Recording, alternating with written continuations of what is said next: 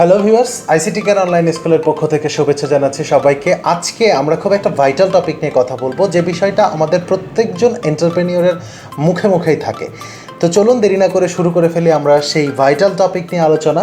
এবং ডেফিনেটলি আজকের এই টপিকটি যদি শেষ পর্যন্ত কেউ শুনে থাকেন, আপনাদের প্রত্যেকের জন্যেই শেষ পর্যন্ত শুনলে থাকছে কিছু মজার মজার তথ্য যা আপনাদের সম্পূর্ণই অজানা। অবশ্য যারা আমার পোস্ট নিয়মিত পড়েন, যারা আমার ব্লগ নিয়মিত ফলো করেন, তাদের জন্যও কিছু নিয়মিত তথ্য থাকবে এবং এর বাইরেও থাকবে কিছু এক্সক্লুসিভ চমকপ্রদ তথ্য। চলুন দেরি না করে শুরু করে ফেলি ইন্ট্রোর পরে।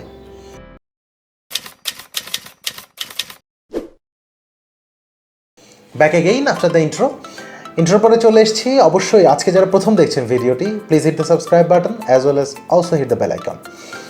তো চলুন আজকে যে টপিক নিয়ে কথা বলবো সেটা হচ্ছে পেজ বুস্টিং এবং প্রমোট। এই বিষয়টা নিয়ে মানুষের মধ্যে আলোচনা হয় না এমন কোনো এন্টারপ্রেনিয়র নেই যার মধ্যে, এটা আমার ধারণা, যে যাদের মধ্যে এই আলোচনাটা হয় না বুস্ট করব না প্রমোট করব, বুস্ট কী জিনিস, প্রমোট কী জিনিস, $1 কত টাকা খরচ হচ্ছে, কেন নিচ্ছে, কীভাবে রিচ হচ্ছে, অডিয়েন্স সিলেকশন কী জিনিস, এই ব্যাপারটা, মেসেজ, লাইক, ফলো, এই সমস্ত বিষয়গুলো নিয়েই আজকের আলোচনাটা। অ্যাকচুয়ালি পেজ বুস্টিং বলতে আমরা যেটা বুঝি সেটা হচ্ছে যে আপনার একটা পেজকে আপনি বুস্ট করে সেটাকে এঙ্গেজমেন্ট বাড়ানো, মানুষের কাছে পৌঁছে দেওয়া, that is the basic thing. এখন এই বুস্টিংটা হচ্ছে দুই প্রকার, একটা হচ্ছে পেজ বুস্টিং আর একটা হচ্ছে পোস্ট বুস্টিং। পেজ বুস্টিং যেটা, সেটাকে আমরা পেজ প্রমোট বলি। পেজ প্রমোটটা হয় এই জন্যে, পেজ প্রমোট করে আপনি আপনার পেজে লাইক নিয়ে আসতে পারেন, লাইক ফলো তৈরি করতে পারেন। তো এখন প্রশ্ন হচ্ছে যে আমার পেজে লাইকটা আমি কিভাবে আনতে পারি, এই লাইকগুলো রিয়েল তো? হ্যাঁ, এইগুলোর উত্তর দিচ্ছি। পেজে লাইক নিয়ে আসতে পারবেন আপনি দুরকম ওয়েতে। একটা হচ্ছে আপনি পেজে ক্যাম্পেইন সেট করে লাইক নিতে পারবেন, আরেকটা হচ্ছে রেগুলার বুস্টিং করে লাইক নিতে পারবেন। ক্যাম্পেইন সেট করে লাইক নেওয়াটা কেমন?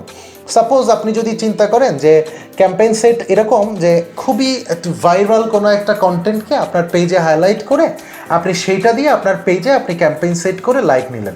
এতে কি হয় যে সময় যে ভাইরাল ট্রেন্ডটা চলে আমাদের দেশে, ওই ট্রেন্ডটা দেখে আপনার পেজে মানুষ লাইক দেয়।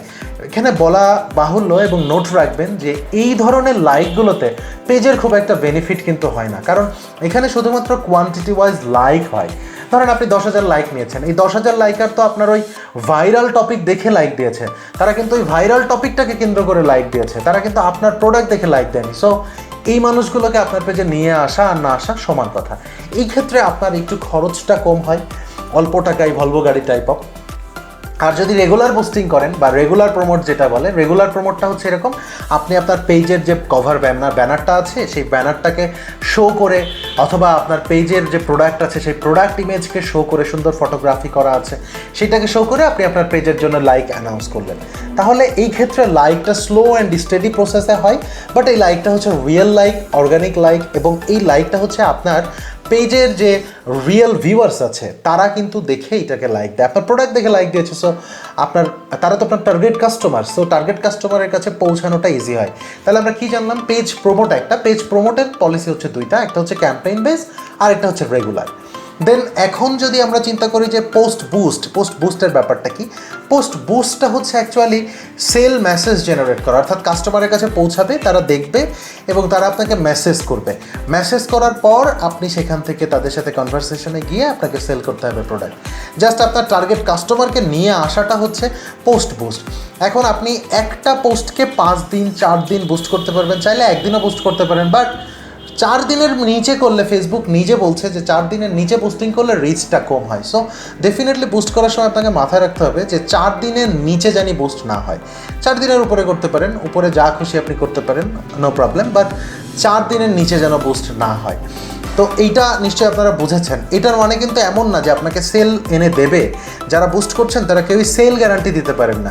সেল আপনাকে কাস্টমার দেওয়া হবে, আপনি কাস্টমারের সাথে হ্যান্ডেল করে যদি বেচতে পারেন দ্যাট ইজ ইয়োর কোয়ালিটি, যদি বেচতে না পারেন that is your fault. So এইটা আপনাকে মাথায় রাখতে হবে। এইটাকে বলা হচ্ছে পোস্ট বুস্ট। এখন অনেকেই প্রশ্ন করেন আমি একই সাথে অনেকগুলো পোস্ট বুস্ট করতে পারবো কিনা। ডেফিনেটলি আপনার পেজে আপনি একই সাথে 50টা 100টা 200টা 500টা পোস্ট বুস্ট করতে পারেন, বাট একটা পোস্টের ক্ষেত্রে একটা পোস্টই কিন্তু বুস্ট হচ্ছে সেই সময় ধরে। 5 দিন বুস্ট করেছেন এর মানে কিন্তু এমন না আমি 5টা পোস্টকে ওই একবারেই 5টা আলাদা আলাদা দিনে বুস্ট করছি, ব্যাপারটা কিন্তু এমন না। এইখানে আরও কিছু ব্যাপার রয়েছে, যেমন কন্টেন্টটা আমি কেমন লিখবো। কন্টেন্ট সবসময় 300 ক্যারেক্টারের মধ্যে লেখার চিন্তা করতে হবে, 55 থেকে 300 ক্যারেক্টার। আপনি এখানে এমনও বলতে পারেন যে আমি আসলে এইখানে কতগুলো ছবি ইউজ করব। আপনি ছবি 5টা 10টা 12টা 50টা 100টা ইউজ করতে পারেন, বাট নিজেকে দিয়ে বিচার করেন। আপনি কি 100টা ইমেজ থাকলে 100টা ইমেজ দেখেন? 100টা ইমেজ দেখেন না। সো যত ক্রিয়েটিভভাবে যত অল্প ইমেজ ইউজ করতে পারেন বুস্টের রিচ তত বেটার হবে। এই ছিল হচ্ছে ব্যাপার। এখন এখানে আরও কিছু ব্যাপার রয়েছে যে বুস্টের রেট, ডলার রেট কেউ 50 টাকা নেয়, কেউ 100 টাকা নেয়, কেউ 110 টাকা 120 টাকা এরকম নেই। ইস্যুটা হচ্ছে যে যারা যেভাবে বুস্টিং করবে তার উপরে ডিপেন্ড করবে রেটটা, এই রেশিওটা। ডলার কিন্তু ওঠানামা করে। যারা কার্ড দিয়ে বুস্টিং করে ডেফিনেটলি তারা ডলার রেট অন্যদের থেকে বেশি নেবে, আর যারা কুপন দিয়ে বুস্টিং করে তারা ডলার রেট কিন্তু আপনার কাছ থেকে কম নেবে। সো এটা আপনাকে বুঝতে হবে। নতুন কোনো ভিডিওতে আবার দেখা হবে। আশা করছি আজকের এই সেগমেন্টটা আপনাদের সবার খুব পছন্দ হবে, ভালো লাগবে। নতুন কোনো ভিডিওতে আবার দেখা হবে। সেই পর্যন্ত সকলে ভালো থাকবেন, সুস্থ থাকবেন। Till then take care, tata. Video ভালো লাগলে অবশ্যই লাইক, কমেন্ট অ্যান্ড শেয়ার।